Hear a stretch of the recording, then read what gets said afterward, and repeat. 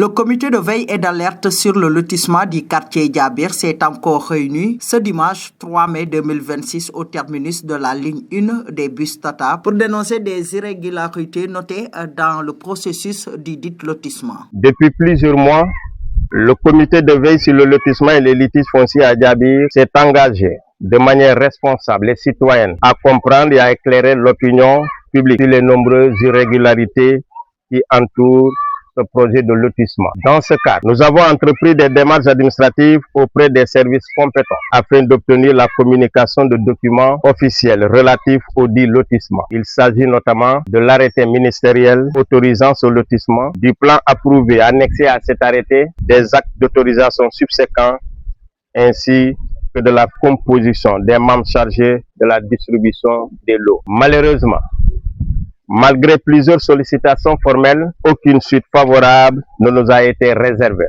Aucune réponse ne nous a été fournie, traduisant ainsi une absence regrettable de transparence dans la gestion de ce dossier pourtant d'intérêt public. Face à cette situation problématique, le comité de veille et d'alerte sur le lotissement du quartier Djabir a mené des démarches allant dans le sens d'aboutir à une issue heureuse. Face à ce silence, nous avons pris nos responsabilités en menant un travail rigoureux d'investigation, de collecte d'informations et d'analyse. Ce travail a abouti à l'élaboration d'un rapport détaillé mettant en lumière de graves violations de dispositions de l'arrêté ministériel numéro 02-9011 du 3 septembre 2021 qui encadre le lotissement du quartier de Djabir. Ce rapport qui met en évidence plusieurs irrégularités majeures, notamment la modification unilatérale du plan de lotissement en respect des droits des populations concernées, la non-conformité du plan actuel avec celui approuvé par les autorités compétentes, l'absence ou la disparition de nombreuses infrastructures et équipements collectifs initialement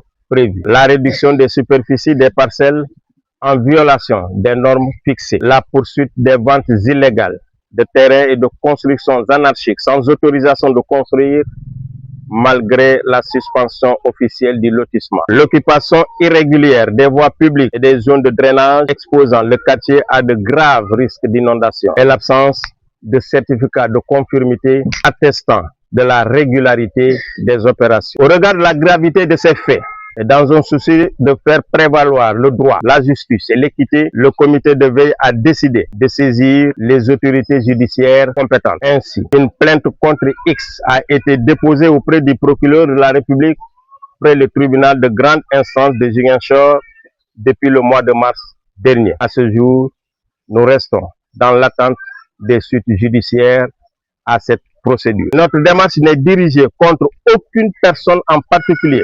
Elle s'inscrit dans une volonté ferme de défendre l'intérêt général, de protéger les droits des populations et de garantir le respect des règles en matière de gestion foncière et d'urbanisme. Par ailleurs, nous tenons à souligner que notre combat dépasse la simple dénonciation des irrégularités. Nous nous battons également pour la restitution de tous les espaces verts à l'échelle du quartier de Djabir tel prévu dans le plan initial. Espaces verts, infrastructures sociales, équipements publics et voies de circulation. Ces espaces ne sont pas de simples réserves foncières, ils sont essentiels à la vie du quartier et à son développement harmonieux, à la sécurité des populations et à l'amélioration des conditions de vie des habitants.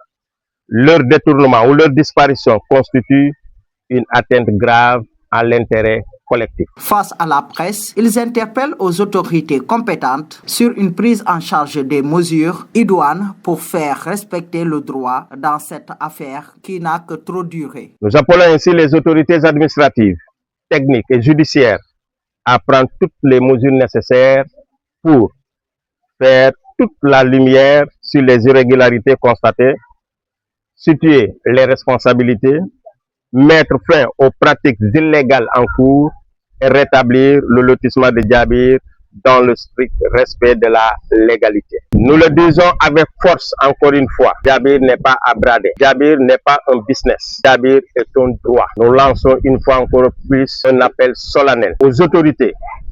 Faites respecter la loi. À la justice, dites le droit. Ce combat n'est pas seulement celui de Djabir.